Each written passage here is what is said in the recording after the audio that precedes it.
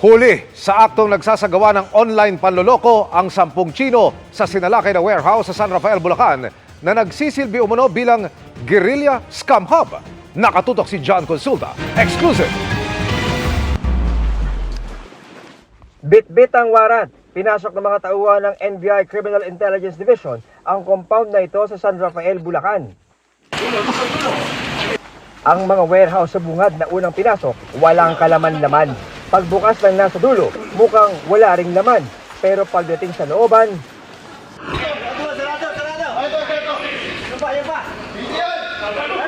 dito na bisto ang 10 Chinese nationals na huli sa akto habang subsob sa kanilang online panloloko.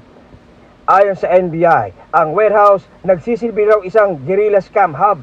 Nagsimula raw ang operasyon ng ituro ng kanilang asset ang lugar na pinupuntahan ng hinahanap nilang Chinese na wanted dahil sa pagpatay sa isang kapwa Chinese.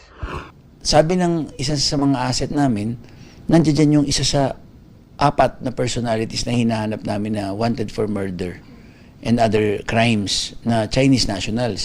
Based on that warrant, pinasok namin yung establishment. Nag-slip siya sa namin sa paghuli namin kasi nagpunta daw ng Malolos. Nakakumpiska sa operasyon ng mga computer, cellphone at iba pang gadget na ginagamit ng mga suspects sa kanilang scamming activities. AFASA, yung Anti-Financial Account Scamming Act. At saka, wala talaga mga documents kaya after nung kaso, kung hindi magme-merit ng yan, i-turn over namin sa Bureau of Immigration. Sinisiga pa namin makuna ng pahayag ang mga inaresto. Para sa GMA Integrated News, John Consulta, nakatutok 24 oras.